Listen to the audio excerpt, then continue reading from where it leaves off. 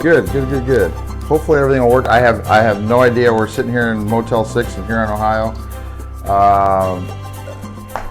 Took me a little longer to get this set up than I wanted to. It just, again, like everything else, everything kind of went haywire here, but we want to try to get this done. I have no idea how much time I have in my iPad. I had a different idea to do this. I'm using my iPad to film. I have no idea how good the internet connection is going to stay.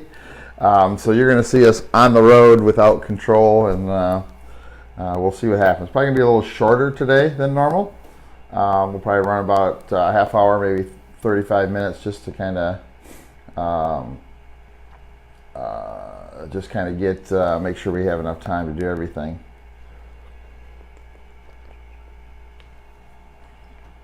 Oh, whew! I'm going to actually, because I'm looking this way, I wanted to kind of keep the door out of the shop, but you know what? We're in a hotel. I'll just do it this way. That way I can look at my computer a little easier. So I tried different places in the room, and the lighting just wasn't really good. This is kind of the best place I could get decent lighting. So I know it's not a sexy background, but you know, it is what it is, as they say. Actually, you know what? Let me try this. Give me a second here. Let me go this way. Let me swing around this way, like this. This might actually be a little bit better background. All right, let's do this. Hi. Let's do this.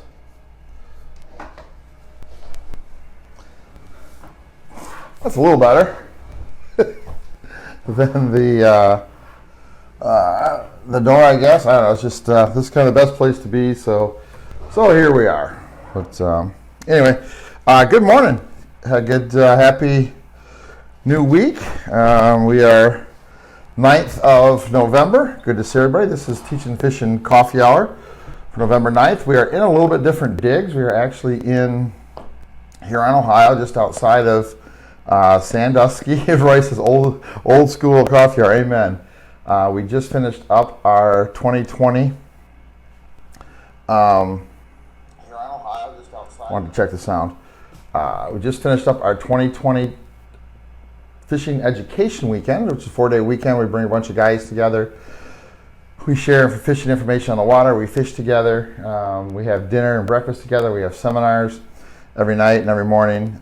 It should be, it's just a great time. We've been doing it since 2003. There were a lot of years down here in Huron, Ohio that we did 2 trips. We'd come this weekend, the first weekend in November.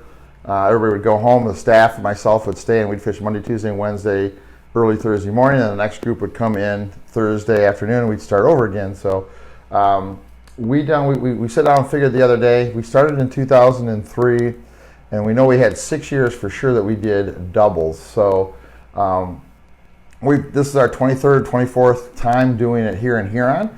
It's our 62nd time doing actually one of these trips between Huron, Ohio in the fall. We used to do Port Clinton in the spring. We've done some Houghton Lake in Michigan. We've done Burt Lake in Michigan. We've done a couple Saginaw Bay trips. So this was our 62nd fishing education weekend. So we've done a lot of these. So it's kind of neat that we've got a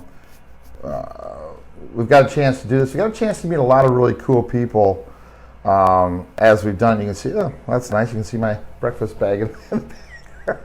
So this is old school. Again, I didn't have time to get everything ready that I wanted to. Everything kind of went to crap, and I left my microphones in the boat. We were shooting some video yesterday. I had to run down to the marina and get my microphones. It's just, but anyway, hey, here we are. So first of all, what I want to do, let me kind of catch up on some of the comments here. Jeff Lanthier says, good morning, Matt Labana, our good buddy from Slow Trolling. I'm still in Ohio. Yep. Don't know what I'm going to do today. Don't know if I'm going to go fishing or not today. We got some things I have to do here in town, but we're going to try. Gary Spiker says good morning to his group in Iowa, Teaching Fishing Pail. He's going to share this coffee hour. Thank you, Spike. There's our good buddy Rusty Kimberly. Gooch is with us. Good morning, Gooch. Kevin David. Hi, Kevin. Doug Ward says, good morning, Captain. Thanks for a great event. Learned so much. The answering service says, good morning, Lance. Good morning. It was fun, and I love doing these trips. They're really good. And we'll get into a little bit of the logistics a little bit later, but we get anglers of all skill levels, and sometimes we worry when we get really beginners is, are we going to give them enough information to actually start to make a difference? Talked to some guys last night. We know that is the case, and then guys like Doug Ward are just absolutely fantastic fishermen. Do they really need when they come to an event like this, are ever going to get anything out of it? And it's good to hear that there's a few little things, tidbits that we were able to help him with, and obviously tidbits he was able to help us with. And guys like Doug, good quality fishermen, add a lot to the group because we do a lot of sharing as a group. So thank you, Dougie, for coming. I really appreciate it. Got a chance to know you a little bit better and kind of talk a little bit more fishing. Yeah, really love it. Kim says, good morning, everybody. God willing, he'll make it down there next year for his 60th birthday in November. That would be awesome. It's always good to have cake. Chris Cody, one of our friends from Wisconsin, they're headed on their way home. He came with his buddy Dean. He said, thanks for a great trip. Listening on our way home. Good, guys. Have a great trip. Great meeting you guys. Please be safe on the way back. Steve Weiss says, I'm all the sexy that you... Yeah, well, there you go. Jeff Lanthier says his brother and I enjoyed the weekend. Very educational for us. Met a lot of good people. It was awesome. Great getting to know Jeff and his brother Chris. It was just, they're just fun trips. Dan Domagolski, good morning, Lance. Great time down in Huron. Thank you to you and your team, and we're going to talk about that in a second. Jeff Morrow says he wanted to come, but high school football. John Cizalco missed this year. We'll get you back here, Johnny. Don't worry. Lauren Gripe says good morning. David Somm, good morning. He's actually here in the hotel, probably actually right across the hallway from me, watching. Kenny Sparks, hi Kenny. So anyway, good group this morning. So I wanted to do a couple things. The first thing I want to do is I want to kind of wrap up what happened here on this weekend. Not getting into too much detail. We'll do a recap a little bit later, but we had, counting our staff, we had 53 people. Came around from, we had Michigan, we had Indiana, we had Iowa, we had Pennsylvania, we had Wisconsin,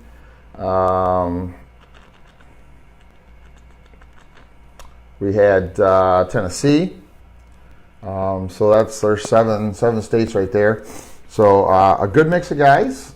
We had our staff guys down there. Jeff Miller from Trax Tech was kind enough to come down and show his product off, talk a little bit, help guys with rigging their boats. Dean and Chris, our staff guys, they spent some time in anglers' boats and got their sonars tuned up for them. Went on their boat and got their sonars tuned up, make sure all their stuff was working and talking together. We offer that as part of our trip at a big discount from doing just scheduling and doing it normal. Jeff Miller was in a lot of boats. Everybody got to go fishing. The cool thing that happened this year, and I think it's a lot of things. I think we got a little payback for 2020.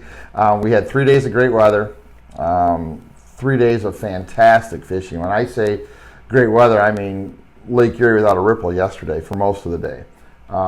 Lake Erie on Friday, just a little bit of hint of wind. You could see the water move. That was it. That never happens in November.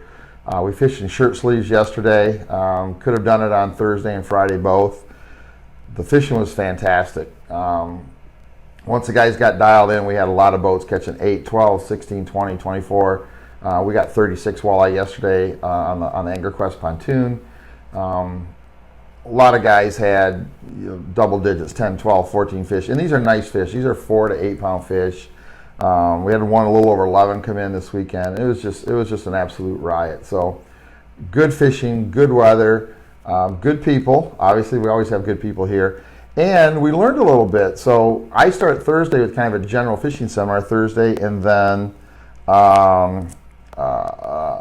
Sean says, wow, you got all those states, you should run for president. I don't know that's enough electoral votes to win. They're the good ones, though. We have with Michigan, Indiana, and Iowa. Yeah, maybe. But we start Thursday with a kind of a general meeting, a little talk about fishing. And we kind of talk Friday morning at breakfast where the guys go out about fishing. And we compile a lot of data. So I relay that data that we know and kind of give some guys some guidelines. Now, what we know about fishing is the more you know, the less you know, if that makes sense. So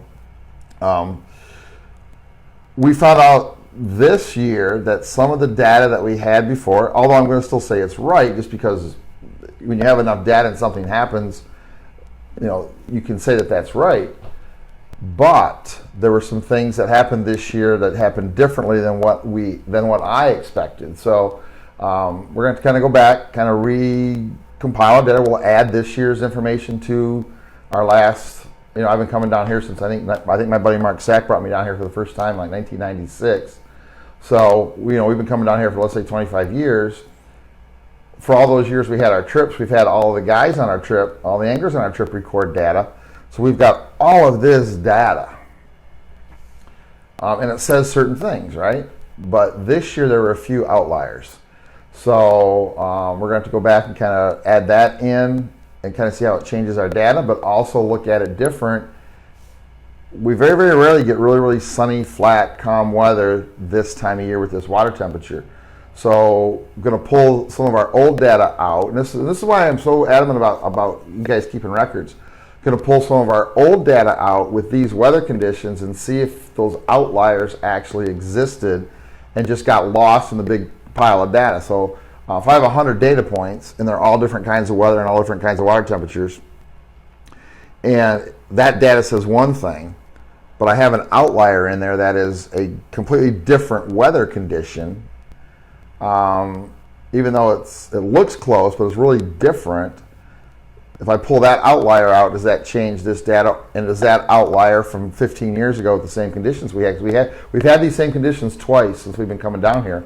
If I pull that data out, does it match up with this data? But it doesn't happen enough so the actual big data set is actually skewed a different way. If that makes sense, I know what I'm trying to tell you. But so we have to look at that, and that's part of the beauty. I'm constantly learning. We had a gentleman in the seminar room last night. We were talking at the hotel here, and he said, I watched some of your old stuff on YouTube, and he says, what's really neat is I've seen you change your ideas over the years from what you recorded back in 2006, 2007, 2008, and kind of now how you do a seminar and talk about now. And I said, well, I get a chance to be, number one, be on the water a lot. Number two, talk to a lot of really, really good fishermen. And you realize that the more you think you know about fishing, the less you really know about fishing. So I'm not afraid to say, look, I used to think this, it wasn't right, or it was wrong, or there's times that this isn't right and you need to change. And that's part of fishing, and that's the part that I really, really, really enjoy. So, there you go. But I wanted to say a big thank you to everybody that kind of made this trip possible. Obviously my staff, Dean, Chris, Jeff Malinowski, Jim Meekin, who works his butt off, puts the fish cleaning station up and down every day, cleans all that mess up, make sure that it's good, it's clean. We got power, we got tables, we got water. Jim Meekin just busts his butt for us, and we couldn't do this trip without him. So big thank you to him.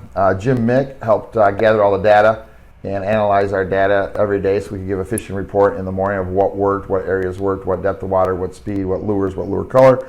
Jim gathered all that data for us because he's an intense record keeper. That was amazing. Bob Llewellyn was here from Worldwide Marine Insurance, and it's always a joy, number one, just to see Bob. Number two, just to talk to Bob. If you ever talked to Bob, you better do that. It's an experience. But he was here to kind of talk about boat insurance and make sure you were covered properly.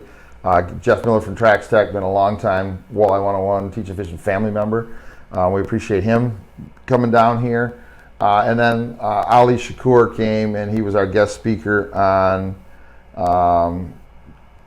Saturday night. Did a nice seminar on Lake Erie walleye movements and how current affects these fish and how structure kind of dictates how they move, and just a really, really great seminar. So if you think a Teaching Fishing Education Weekend is just about the fishing or just about the education, it's not. It's about a lot of things. And someone asked me, do you record the seminars at the Fishing Education Weekend? Because we have some really cool guest speakers. Usually Travis Hartman or someone from the Ohio DNR comes down and talks about the walleye population, the baitfish population, and the perch population, and what's going on with the fishing and the trawl surveys.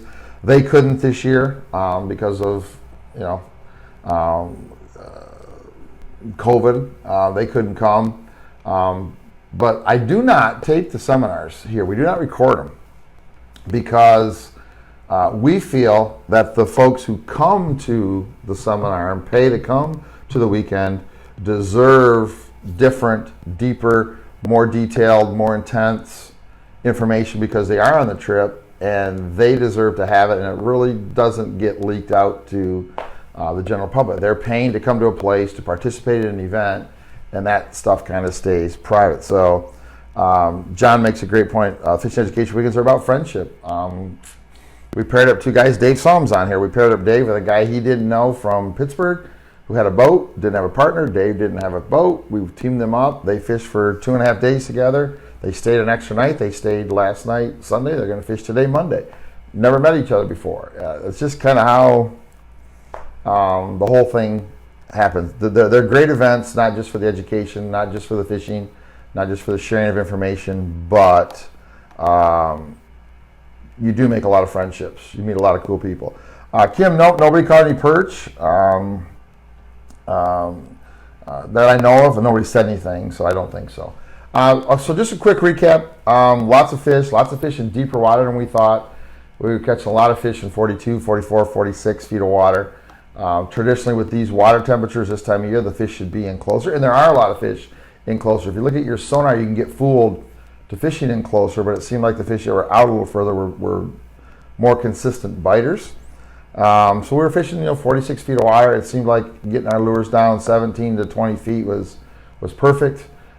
Speeds around 2 to 2.2. We caught fish as fast as 3, but 2 to 2.2 seemed to really be the deal. Bandits, deep husky jerks were two of our favorites. Metallic colors worked really well this weekend, which again, outlier. All of our data together says that when the water temperature gets this water temperature, that metallics don't work as good as dull-bodied baits. Well, that was not a true statement this weekend. So we'll go back, we'll reevaluate the data, and maybe, like I said, maybe we have to pull those two years I know were like this, pull those out and make a new data set for this. So always something to learn, and one of the reasons that I love to fish, I don't eat fish, and one of the guys asked me last night, goes, how can you do all this fishing and not eat fish? I said, well, I love the puzzle. And that's what this is. So we've got some new pieces to the puzzle. So anyway, good to see everybody. Lake Erie Fishing Charters with Captain Kevin. He says perch is awesome. I'll tell you what, if you really, honestly, if you're thinking of a perch dinner and you want to come down and catch your own perch, or you just want to go on a perch charter, get a hold of Captain Kevin. He's right here, Lake Erie Fishing Charters with Captain Kevin. Get a hold of Captain Kevin Swartz. Number one, great guy, been a long-time friend of mine, been a long-time supporter of what we do, and this guy is dialed in. I saw a picture the other day where he had a 2-man limit of perch, and they went out and got a 2-man limit of walleye on the same day. This guy's good. So if you want to come to Lake Erie and you're looking for a perch or a walleye charter on the Western Basin Lake Erie, look up our good buddy Captain Kevin, Lake Erie Fishing Charters with Captain Kevin's Lake Erie Charters. So he's right here. You can see him kind of responding. Check him out. He will definitely give you a great trip. You'll have a great experience.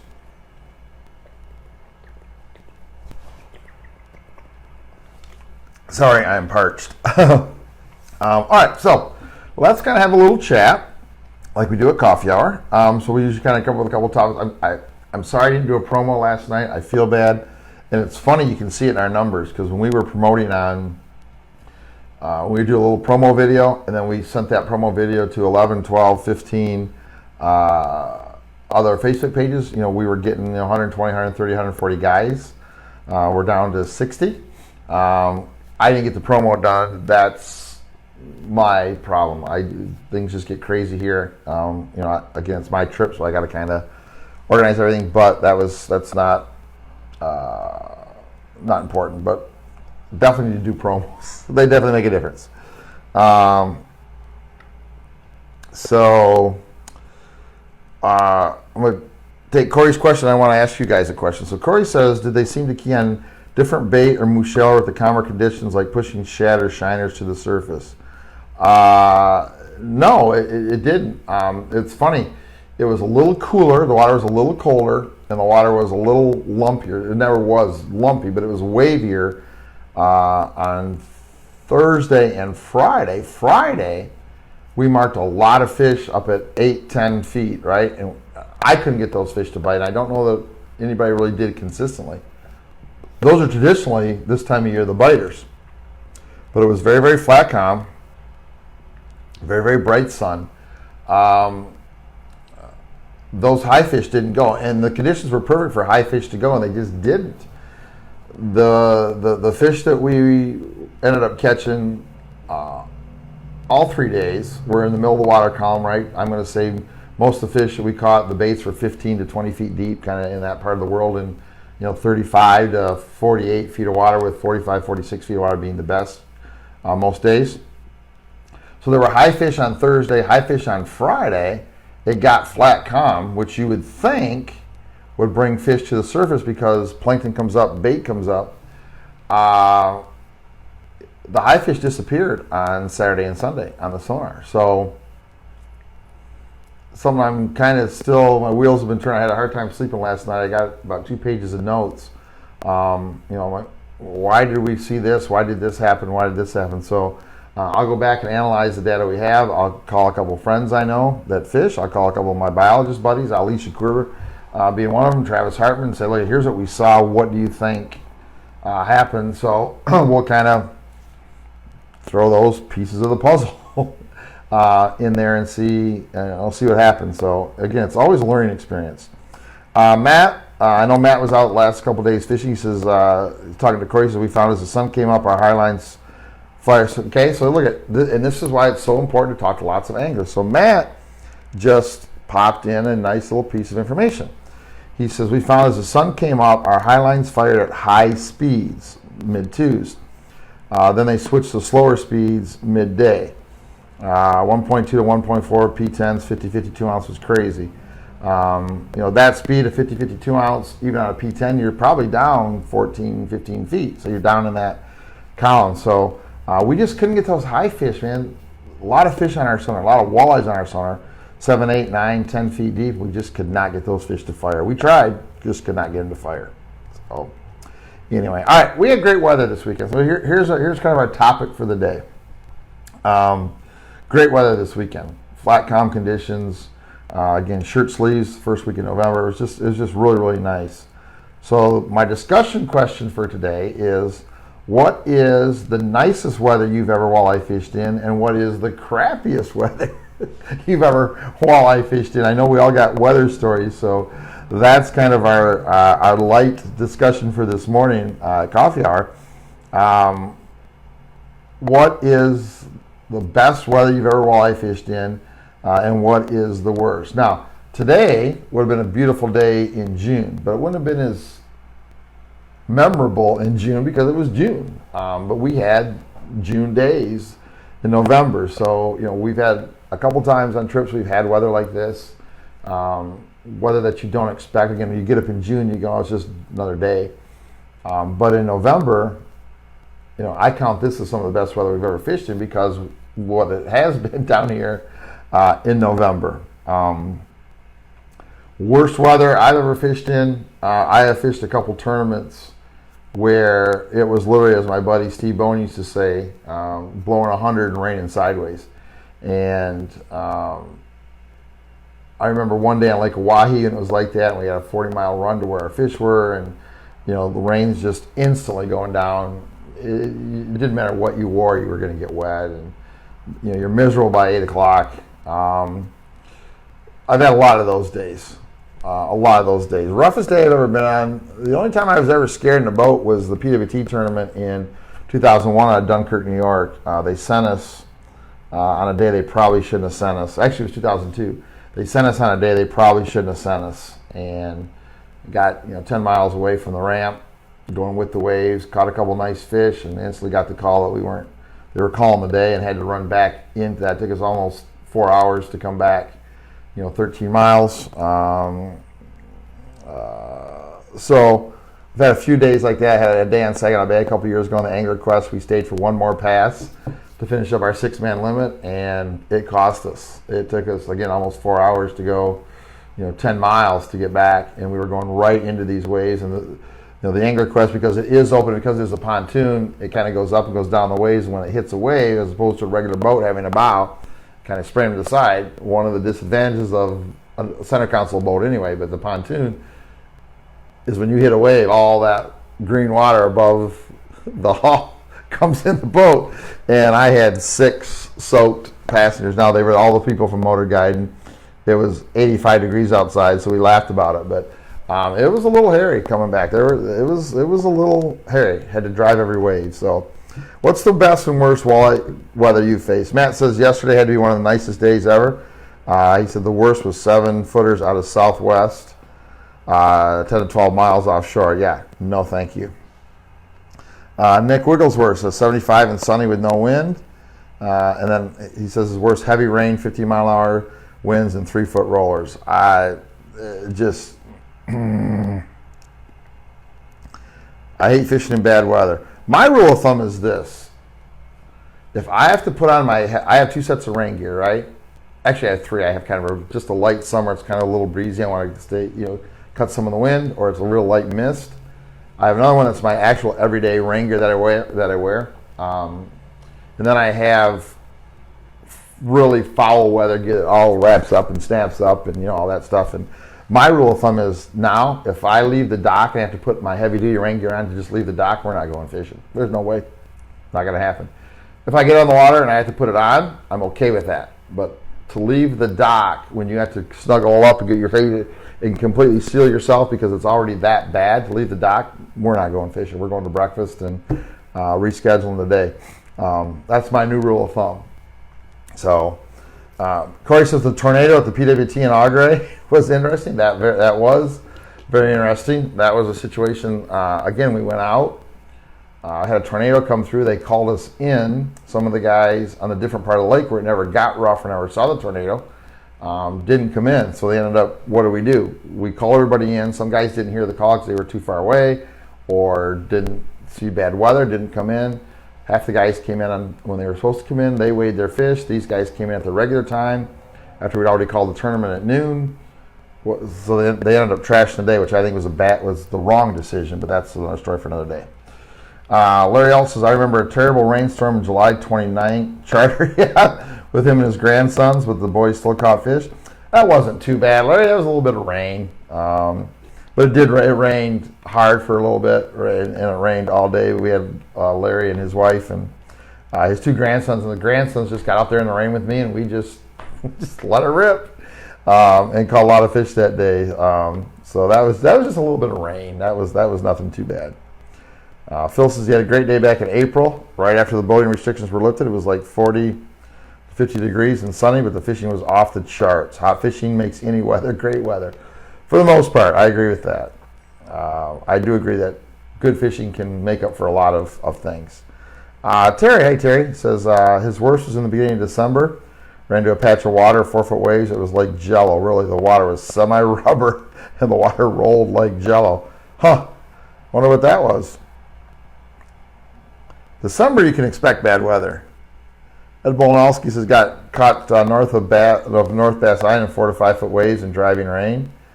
That Lake Erie is nothing to mess around with. When you start hearing, hey, wind's coming, rain's coming, it's time to get off the boat. I'm going to show you guys this winter. We're going to install the on the pontoon. I didn't have it on the pontoons. I just got to use the pontoon in the summer.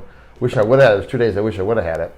We're going to install the Sirius XM weather module on the boat and going to show you how we install it, how it all works, and actually what it gives us on our Lowrance. So if you're a Lowrance guy, a couple $100, you can have the Sirius XM weather module on your boat, and it gives you wind barbs, it gives you rain, it gives you lightning strikes, it gives you water temperature, it gives you surface waves, and you can set up what's called a watch box. So I can say, hey, 30 miles to my west, because in the summertime most of the weather obviously comes from the west on Saginaw Bay or Lake Erie. When we get bad weather 30 miles to the west, send me an alert. And you actually you can see the different colors of, just like you see on the Weather Channel, you can see the different colors right on your GPS screen overlay. And you can see where the wind's coming, where the rain's coming. Maybe you can move 2 miles downriver, like we've done lots of times in Detroit in the spring, 3 miles upriver, a couple miles downriver, and the rain misses you. And or worst case, it starts to come, and there's big red spots, and you know it's going to be a storm. So having that on your boat really, really helps. Watch it. And a lot of times if you do that, you don't get caught in this stuff. You get in before it gets you. Corey says, remember a rough day as a kid on Houghton Lake? He says it was scary. Rusty says he got caught in a hailstorm. I put up the bimini, dropped the anchor. After a while, I decided to start casting. I ended up catching walleye where the hell was flying. I guess if you can't get in, you got to stay. You might as well fish, right? If you're out in it. Corey said anything over 85 degrees is nasty. Yeah, my nasty is some of my nasty days. Obviously, that rain. I don't like rain at all, but there's days I remember fishing Bull Shoals, Arkansas, going, oh my God. Because at 8 o'clock, it was 117 degrees in the shade. That was miserable. That was a hot. That's the other end of miserable is, way too hot, right? But I don't like the rain. I'm not a big rain guy. I'm okay with a little bit of rain, but the minute I got to really, really button up, I'm like, Tim Timmerman says Detroit River, 20 degrees snow. Been in that a lot. Got back from charters on the Detroit River and had to shovel snow out of the bottom of the boat. We've had that before. That happens a lot. Nick Wigglesworth says he ended up towing in a bass boat the night he was out. And that was crappy weather. That was fun. Well, you probably saved somebody, so good for you. Randy Kruger says this weekend he was on our trip. Probably the best weather I've ever fished in this late in the year for sure. He says worst was probably ice fishing in a thunderstorm out of Palmer Road in March. Oh, no, thank you. No. Sean says off topic a little bit. Are you guys still holding meetings since Wally's restaurant closed? We are not, Sean. We haven't been able to get together as a group. We've been away from Wally's ever since they closed. We found a place down in Fenton that we were using. But we have not had a in-person meeting since last November, if I remember right. I think last November was our last meeting. So we've been doing everything here online, and we got some new stuff coming for January. So kind of a little regroup because of what's going on. So who knows when we're going to be able to get together as a group again. But most of our stuff has been online, and we're working on a way to kind of do some in-person stuff as we can. So next year is going to be a little different. I think you're going to be surprised how different next year is going to be. So just hold on to your hats and hold on to your seats, because there's going to be some announcements coming that's going to affect what we traditionally do in January, February, March. We're not going to get to do. So just sit tight. Dan Demagalski, he was here this weekend. Says the nicest was on Lake Erie in February about 4 years ago. Short sleeves, sunny and calm in February on Lake Erie. That would have been nice. He said worst was either the Detroit River in April with 2 inches of snow in the boat and eyelids froze shut, or out of Huron, Ohio with 5 footers out of the north 6 years ago. Caught a lot of fish though, and sometimes bad weather can be the best fishing. So buy your AFCO rain gear, put a Reaper hoodie on, put your AFCO rain gear on, and just hit it. Roy says MWT Detroit a few years ago. Yeah, I remember you guys fishing that. We canceled our charters that day. Actually, I had a charter trip that Saturday. The guy was coming from Ohio. I think it might even have been Friday. It was Friday. I know he was with me Friday and Saturday, 2 days. I think it was Friday, Saturday. And he came, and it was miserable all during pre-fishing. It was snowing during the tournament. And I'm under an enclosed slip in Detroit. It's got a nice big cement pad. So we have benches there and lockers there. And I go down there every day and change my clothes before we go fishing. And I sit on my bed. I got a bench right in front of my boat, and other captains, we kind of sit there in the morning and hang out. And it's getting close to be 7 o'clock, and my guy's not here yet. And about 6:55, he comes in the door and he sneaks his head around and he looks at me. He goes, "Oh," he goes, "Thank God you're not ready to go fishing." He goes, "I don't want to go out in this." So we went and had breakfast. So I definitely remember that. Roy. That was a bad deal. And unfortunately, tournament guys had to go fishing. So Corey says he enjoys fishing at night on 4th of July, watching the fireworks as you catch nice walleye. Jasper, hi Jasper. It says too many great days to specify just one. Lots of memorable days. I especially like good days with newbies. Worst day was getting caught in 7-footers in a 17-foot boat. Took forever to get back to the launch. I think everybody's got a bad weather story. That's the deal. Bad weather stories are bad. John Szalka says wind shifted on one day quick off of Harbor Beach. Waves went from 2-footers to 12-footers in the span of an hour. He made it back inside the harbor ahead of the big stuff, but a lot of brave souls ended up ditching other harbors and didn't get their boats out for a couple days. Yeah, and that's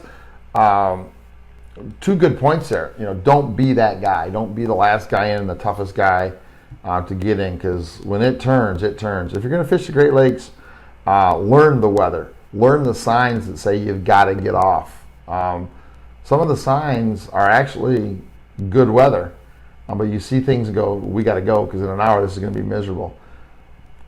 So kind of learn what those signs are. And we teach some of that in some of our boating safety stuff, things to look for. The other thing is, don't think, if it gets to a point, don't think you have to make it back to your harbor, right? Just get somewhere safe. Now, I'm going to tell a little secret. I hope it never comes back to bite me. It never has yet. When I park my boat, when I trailer it and leave my boat at a boat ramp with the trailer, I leave an extra key somewhere on my vehicle. So if I have to ditch the boat 10 miles down the lake, I can call somebody at the other marina and go, hey, look, there's a white Ram truck with a blue trailer on the back. I'm down at such and such harbor. The key is here. Can you find somebody to drive it down here for me and get me out of the water? So I always keep an extra key accessible, not easily accessible, but accessible in my truck. It's a beauty now with my Dodge, because I can leave an ignition key in my vehicle or on my vehicle, but a key that you can't open the doors with. It just starts the ignition. So I can use my phone app to actually unlock the door, let that person in, and then the key just starts the ignition and they can come and get me. And that saved me a couple times where I've been 20 miles away. It happens a lot sometimes in tournaments, especially out on the Missouri River. I've been 20, 30 miles away, had to bring the boat in, was never going to get the boat back. So now I either got to stay here all night at the boat ramp, babysit my boat, or hope somebody can come down and get me, drive me back, get my trailer to drive back. And I've just called somebody up and say, hey, yep, we're going right by that ramp right now. Hop in my truck, come on down and get it. So just kind of something to think about. Matt says he had one day returning through Kelly's Island. Kelly's Island South Pass that we call the slop chute, basically between Catawba and South Pass. It could be like this weekend, flat, calm, no wind, and there's going to be waves there. The waves come from all different directions. Current is pushing through there from usually traditionally west to east, but you get some wind, it'll back it up, those eddies, and you get waves in there. We call it the slop chute because it's just always sloppy. We get waves in there that they'll just blow your mind. They're just awful. And some guys I've actually watched go out and get halfway through that and turn back. I'm like, just keep going. You go, so just finish that. Get to the south tip of South Bass, and it's going to stop. It's just this little area here. Yeah, and I can't imagine going through that slop chute when the weather is crappy too. Well, I've done it, and it's just not nice. Jeff Lanthier says this past weekend are the best November days for sure. Worst was caught in a bad storm in Canada. Winds were so bad it flipped a few float planes over. Holy moly. So we found a safe place on shore to wait it out. And sometimes that's the best option. Just put it on the beach and hunker down. Kurt Kiba. Hi, Kurt. It says 20 plus years ago, his brother Randy and he were fishing northwest of Colonial Point on Burt Lake in early October. Post cold front conditions, came around the point to get back to Maple Bay, ran into stacked 6-foot waves. Randy said they're 7 or 8. Randy's a better storyteller, Kurt. But that's happened to a lot of guys. If you are a old guy like me, you remember the PWT when the PWT came to Saginaw. I want to say it was 1990. I want to say 96 or 97. And you got to remember, so a little bit of reference back then, even in tournament fishing, an 18-foot boat with a 150 was a big boat. There were half the field still running tillers with 70 to 90 horsepower motors, 17-foot, 18-foot tillers.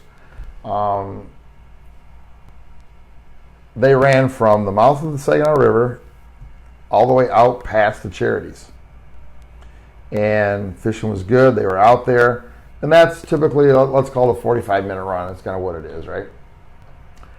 Well, they were back behind the Charities, and the wind started to pick up from the southwest, and they couldn't feel it back behind the island. On the northeast side of the island, they couldn't feel the wind. Well, they had to come back. And the minute they come around that island, it's now 6-7 footers. And a lot of guys didn't get back for wind. They had one group actually got capsized and actually had to stay out with their boat overnight. So sometimes if you're protected, pay attention to what's coming, where the wind's coming from, because when you have to turn around and come back home, it may not be protected. So just kind of think about that.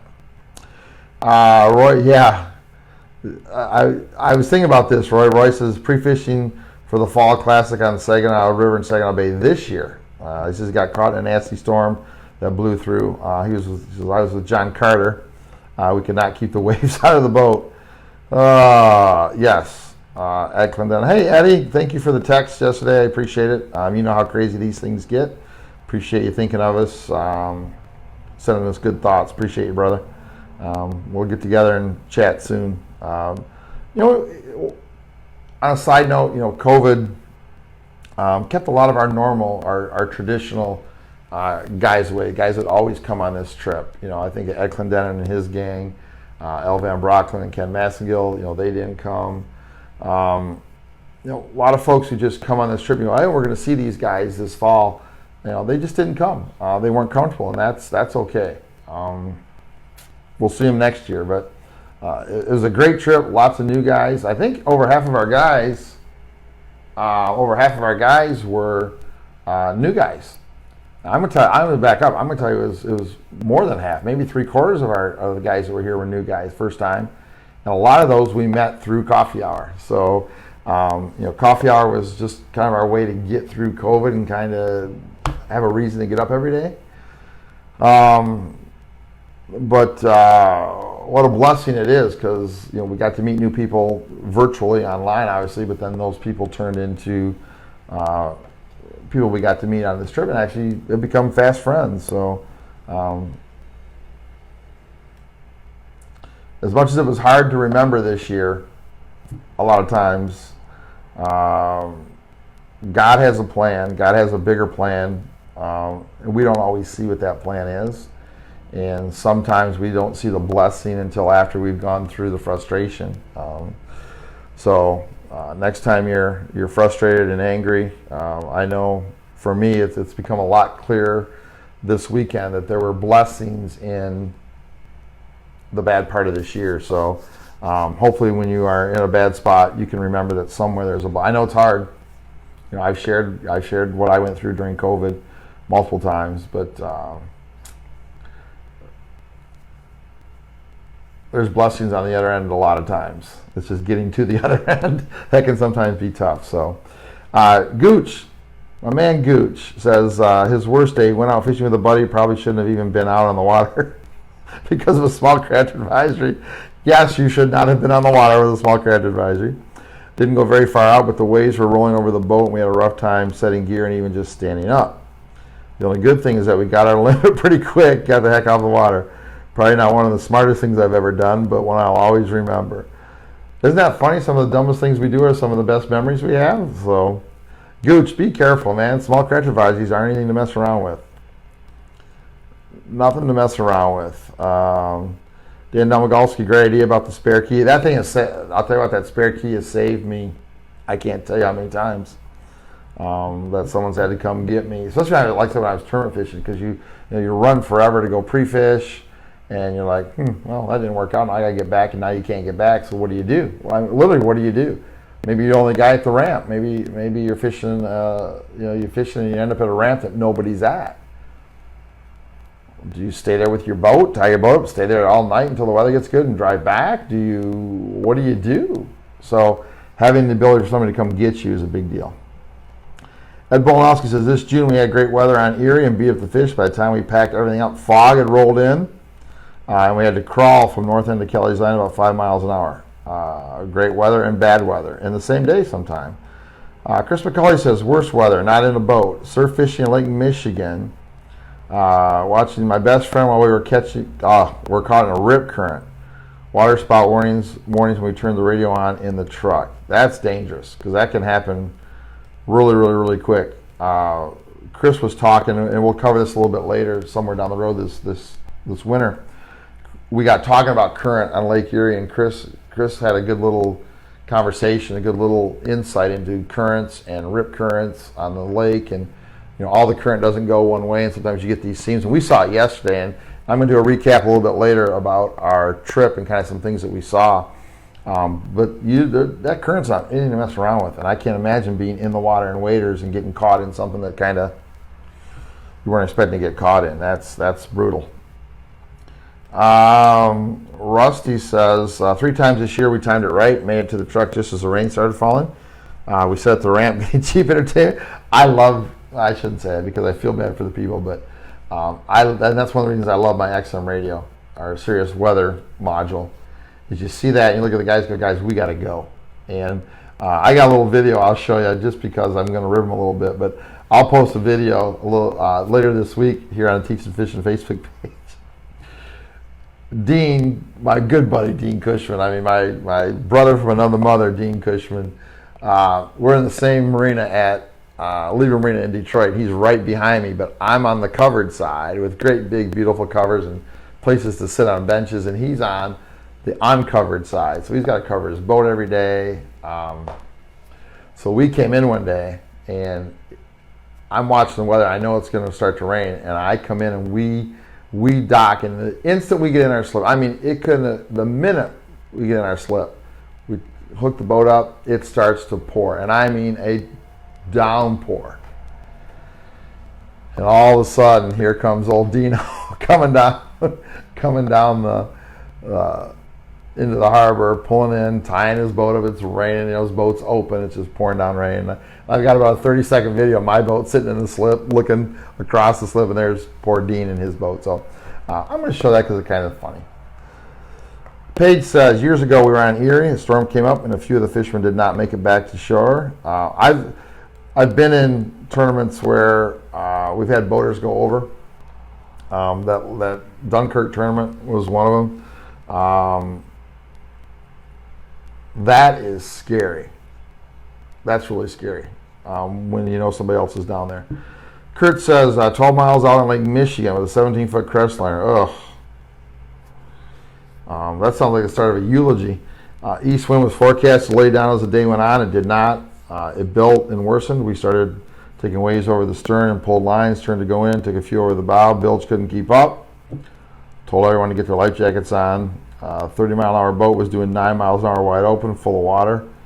Wow. Took a few more over the bow, big enough to wash everything in the boat from the front to the back as we dredged towards the shoreline. 41-degree water. We finally made it in.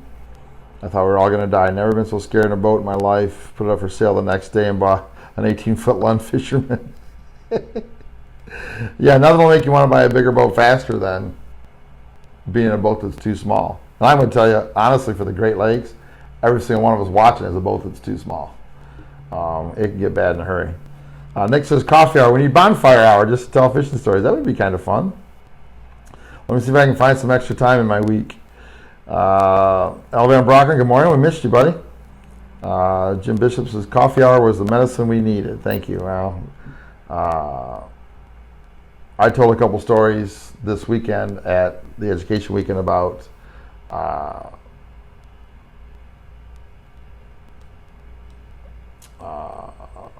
coffee hour and what it meant to me, and pretty good. So pretty good. All right, Ryan Bomek says, morning everybody. Hi, Ryan. It's 7:48. I'm sure he was dealing with his taking care of school this morning, so we missed you at 7, Ryan. Sal says, good morning. I didn't, it's amazing I didn't do a promo because I said we're here and I forgot last night. What I should have done is done a nice promo on the water, when we're catching fish and said, and then posted, and I didn't because I didn't. Got catching fish yesterday, and the guys let me reel a couple fish in, and it's funny, we were thinking, they asked me, they said, when's the last time you reeled in a trolling fish? And I'm like, well, other than, salmon fishing once a year, I haven't caught a walleye. I have not literally reeled a walleye in. I was thinking the fall of 2016 is what I was thinking. That's the last I can remember. But then Jeff Malinowski brought up a picture and said, no, we went fishing in 2017, a couple days after the trip. That's literally November of 2017 is the last time I've reeled in a trolling fish. So I'm like, yeah, I'll take one. We let all the guys in the boat catch a bunch, and I'm like, heck yeah, I'll take one. So got a chance to catch a few, and I really, really liked it. It's fun to catch fish. Poor Ryan. Ryan's got busy mornings. John says, all right, Johnny, talk to you soon, my friend. Randy Kruger says, so glad to get a real cup of coffee too. Great weekend. Thank you, Randy. It's good to see you. Bruce Fearson says, good morning. Wish you could have been there. Bruce is another guy who's been on a lot of these weekends. Kim says, headed for Hardy Dam. Good for you. Have a good day. Ryan says, yeah, kids' breakfast and lunches. Just sitting down for his coffee hour now. Well, you know what? Take care of your family first, and everything else is secondary. Good for you, buddy. Dan Gooch says, duty calls. All right, buddy, have a great week. We'll talk to you soon. Chris McCauley says, hello, it's me, Leah. That's his daughter. I hope you're having a great morning in Huron. I am, Leah. I hope you're having a good morning, honey. We talked about you a little bit and how much you like to catch fish and how good you are at it. So, got to talk to your dad. Getting pretty close. Maybe one of these years you can come down and fish with us for a day or two. I'd like to do. I've never fished with Leah. Leah is an expert fisherman as a preteen, still a preteen, I think, either 12 or 13. And Chris has done a great job of including her in fishing, being patient with her, teaching her everything to do. And Leah is an expert fisherman, an expert recorder of fishing data. Leah is going to be a big deal in the fishing world, I think. So it would be fun to get on the boat with Chris and Leah. It would be. I think yesterday was the first time Chris and I have ever been trolling together. I know we've been jigging together a couple times. I think it's the first time I've ever been trolling together. So, hi Leah, have a good morning. Study hard. Be good. Make your dad be good. That's the most important thing. Make your dad be good. Make sure he's not acting up. Sal says, need new line counter rod combos. Do I have any on the web? I don't yet. Give me till the end of the week, Sal. We have some stuff put together for this trip that we sold down here, a couple different price ranges. I don't know how many we have left. Let me get with the guys tomorrow when I get home, and I'll put a post up here on the Teaching Fishing Facebook page when they're available on the website later this week. It won't be more than 2 or 3 days, and I'll have them up, Sal. We'll get them all set for you. So anyway, all right, 7:52. We got through an hour. I wasn't quite sure how the internet was going to hold up, how the memory in my iPad was going to hold up, but it seems pretty good. The only negative thing is I don't know if Mike can actually take this video off the iPad. My plan was to put the camera up, run the camera too, and record into my small camera, but things kind of again went haywire here. As always, I couldn't get a good connection. I couldn't get the sound to work into the iPad. So my extra time to do everything kind of disappeared. So worst case scenario, we'll pull this off and we'll run this the way it is. But we're on location. We're out here on Ohio on a fishing trip, and this is what we do. So, all right, guys, thank you for your time. Hopefully, I don't know if we're going to get a chance to go fishing today or not, Nick. I've got settle up at the hotel. I've got to settle up at the caterers. We've got to go down to where we clean fish and talk to that guy. I got a meeting. They're going to introduce me to the president of the Chamber of Commerce down here in Huron. So I don't know if we'll get a chance to go fishing today or not. Still working, still on the clock. So we'll see. All right, guys, have a great week. Thank you for joining us. Again, you guys know how much you participating in what we do means to me. Coffee hour has been a big deal, and it just continues to be awesome. So I look forward to Monday mornings. Let me back up. I look forward to coffee hour on Monday mornings. I don't very, very rarely look forward to Monday mornings, kind of like you, but I do look forward to coffee hour every Monday. So somebody asked me the other day, why don't you do coffee hour on Tuesday or Wednesday? I said, because I do it on Monday, because now I have to get up at 6:15 on Monday morning to get ready to do coffee hour. So if I didn't, there's a lot of Monday mornings I may not get up till 10. So coffee hour on Monday gets me up, and hopefully it gets your week started. I know it gets my week started. It kind of gets me excited about what's going on. So anyway, all right, guys, have a great week. Hope you're blessed. Be safe, and we'll see you back here again. If you haven't, I know a lot of you like the Teaching Fishing page. If you haven't, please follow it. Right? If you follow it, you're going to get notifications every time we do stuff. You might see us live a couple times this week, doing just saying hi for a little bit, maybe doing a little recap of this weekend, maybe doing something different, maybe having a seminar that we show you guys. So stay tuned to what we do. All right, guys, have a great week. Thank you for joining us, and we'll see you back here soon on the Teaching Fishing Coffee Hour.